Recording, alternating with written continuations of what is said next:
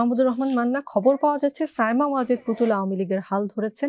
আমার কাছে যদিও একদম নির্ভরযোগ্য কোনো তথ্য নেই, আপনি এ বিষয়ে কিছু জানেন কিনা, বা সায়মা ওয়াজেদ হাল ধরলে সেটি দলটির জন্য কেমন হবে? আমার প্রথমবারের মতো প্রশ্ন করলেন। প্রথম কথা হলো, এরকম করে খবর আমার কাছে নাই। দ্বিতীয় কথা হলো, ওনার সম্পর্কে আমার কোনো ধারণাও নেই। উনি তো কোনোদিন দল করেননি। তার যে কোনো অভিজ্ঞতা আছে বা তাকে জাজ করব যে সেরকম কিছুই নাই। দলটাই তো হয়ে গেছে কি, বঙ্গবন্ধু মারা যাওয়ার পর থেকে এটা একটা বংশানুক্রমিক পার্টির মতো হয়ে গেছে। তাতে আপনার কোয়ালিটি জাজ করবার কোনো উপায় নেই।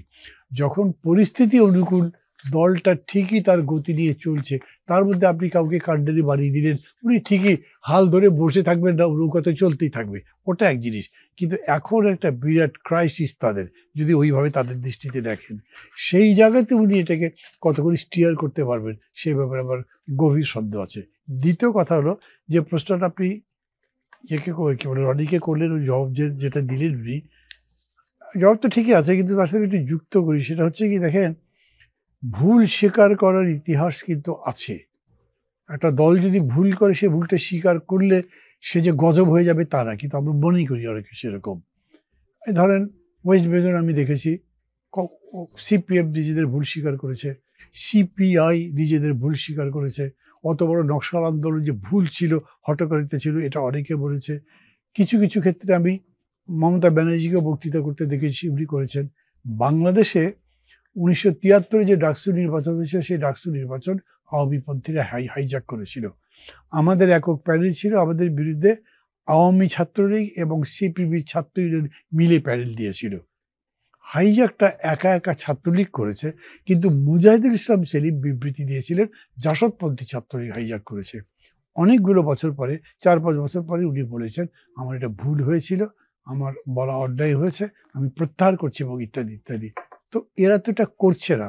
2 নম্বর হচ্ছে, এখন যেরকম করেই দেখেন, আমার দেশের যদি উন্নতি না হয়, তাহলে আমার পিয়ন কিভাবে হেলিকপ্টারে চড়ে বাড়িতে যায়, কিভাবে তার 400 কোটি টাকা, এইসব কথাবার্তার জবাব না দিয়ে ওরা পলিটিক্সে আসবে কিভাবে, এই জায়গা তারা তৈরি করতে পারবে বলে আমি মনে করি না।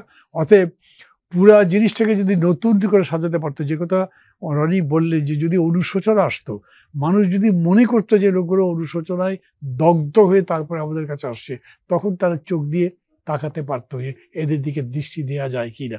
কিন্তু খুবই বিস্ময়কর হচ্ছে, আপনার অবশ্য নিকট এরকম মনে থাকবে না, কিন্তু স্বাধীনতার পরে এত বড় স্বাধীনতার যুদ্ধ, মানে সবাই এটা মানবেন যে স্বাধীনতা যুদ্ধের চাইতে বড় কোনো ইভেন্ট, সোশ্যাল পলিটিক্যাল যেভাবেই দেখেন, আমাদের দেশে আর নাই। সেই ঘটনার পরে 1 বছর লাগেনি মানুষ স্বাধীনতার উপরে, স্বাধীনতা সংগ্রামের উপরে, মুক্তিযোদ্ধাদের উপরে বীতশ্রদ্ধ হয়েছিল। কেন? 16 ডিভিশন নেমেছিল, শেখ মুজিবুর রহমান যেরকম করে শাসন করতে চেয়েছিলেন, সব মিলে মুক্তিযুদ্ধের চেতনা শেষ পর্যন্ত ফিরি করতে পারেন নাই। অথচ 24-এ যে অভ্যুত্থান হলো, তার চেতনা আমার কাছে এখনো মনে হয় জ্বলন্ত, একদম দগদগে, যেন কালকে ঘটেছে, আমি সেরকম দেখছি। মানুষ সেই চেতনা নিয়ে আছে এবং এই নিয়ে ফাইটও করছে রাজনৈতিক দলগুলো। ফলে ইচ্ছাগুলো এটা ভুলিয়ে দিতে পারবে না তো কেউ। আপনি যদি এটাকে আরো বেটার কোনো কিছু দিয়ে ভুলাতে না পারেন, তাহলে যেন ভোলার জিনিস নয়। এই জন্যে আমি মনে করি যে তার সফল হবার সুযোগ কম।